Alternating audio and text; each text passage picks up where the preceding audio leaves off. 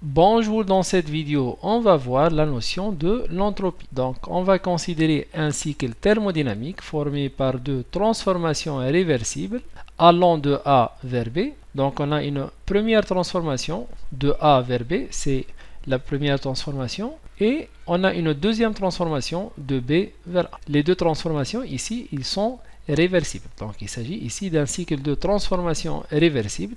Ici on a tracé le diagramme Clapeyron, la pression en fonction du volume, pour schématiser et pour modéliser les deux transformations thermodynamiques. On va écrire le bilan énergétique sur le cycle. Donc la somme des dQ, l'échange de chaleur sur la température, c'est dQ sur T, la première transformation entre l'état A et l'état B, plus dQ de la deuxième transformation entre l'état B et l'état A. Ça donne 0 vu qu'il s'agit d'un cycle thermodynamique fermé. Le bilan peut s'exprimer de cette façon. dQ de la première transformation sur T entre A et B moins la deuxième transformation dQ de 2 sur T de A vers B. Donc on a ajouté ce signe moins car on a changé les bornes de l'intégrale. La borne de l'intégrale était de B vers A. On a changé les bornes de A vers B. Pour cela, on a ajouté un signe moins ici. Donc, on obtient finalement la première transformation de A vers B de l'intégrale de dQ1 sur T. C'est égal l'intégrale de A vers B de dQ2 sur la température. Ces deux relations ils sont égaux. C'est égal l'intégrale de A vers B de la variation de la chaleur réversible sur la température. Donc, finalement, on déduit que l'intégrale entre A et B de dQ sur T réversible pour une transformation réversible ne dépend que de l'état initial et de l'état final B, donc il s'agit d'une fonction d'état. Elle ne dépend pas de chemin suivi, donc dQ réversible sur T est une fonction d'état qu'on va nommer une entropie S. Voici donc l'entropie, comment elle est définie. Donc si on pose ds, c'est dérivée de la quantité de chaleur sur la température, alors la variation d'entropie, delta S, c'est SB moins SA, c'est l'intégrale entre A et B de dQ réversible sur la température. Donc voici comment on détermine la variation d'entropie pour une transformation réversible. On va passer par la suite à la notion d'entropie pour une transformation irréversible. Pour cela, on va considérer maintenant un cycle irréversible formé d'une transformation irréversible de l'état initial A vers l'état B. Donc voici la première transformation irréversible. Puis on a une deuxième transformation mais qui est réversible de B vers A. Donc on a une première transformation de A vers B qui est irréversible, puis une deuxième transformation qui est réversible de B vers A.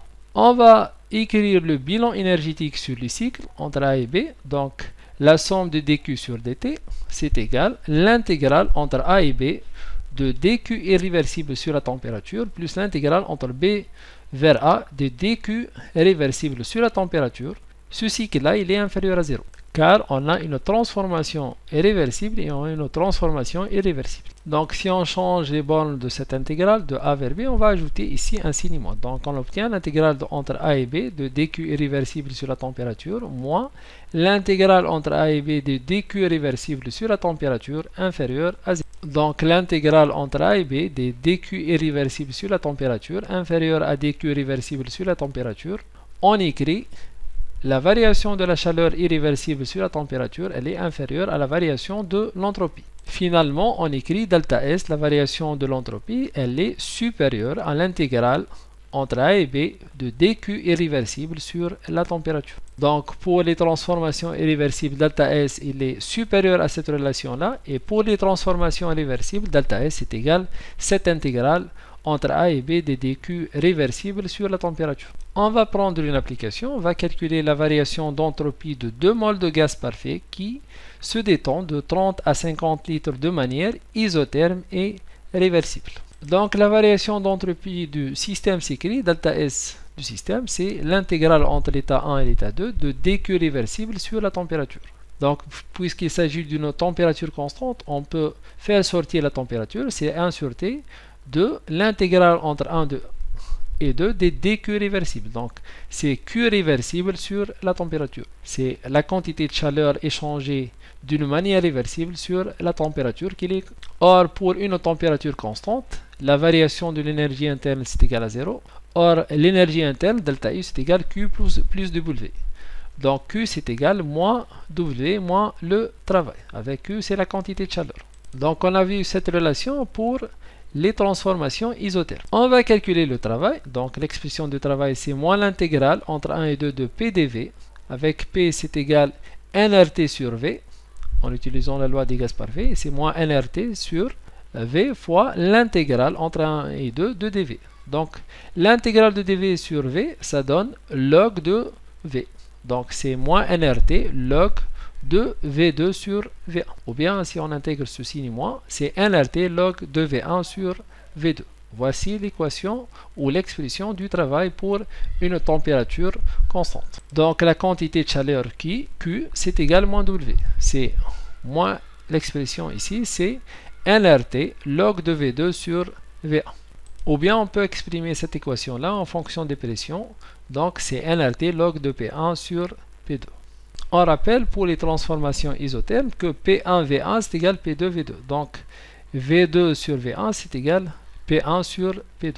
Donc, Q réversible c'est égal à nRT log de V2 sur V1. Bien sûr, on a 30 litres, c'est le volume initial, et 50 litres, c'est le volume final. Finalement, on peut déduire l'expression de delta S, c'est Q sur la température. On peut simplifier par T, qui est constante, donc il reste NR log de V2 sur V. Donc, N, on a 2 moles, fois R qui est 8,314 fois log de 50 sur 30. On peut laisser les volumes en litres, ou bien on peut les transformer en mètres cubes, le système international. Donc, c'est 50 fois 10 puissance moins 3 pour obtenir le mètre cube sur 30 fois 10 moins 3. Donc, le 10 moins 3, il est simplifié et on obtient finalement 8,52 joules par Kelvin. En fait, delta S, c'est quantité de chaleur qui est joule sur la température, c'est joule par Kelvin. Voilà, donc on a terminé cette vidéo. Merci et à la prochaine.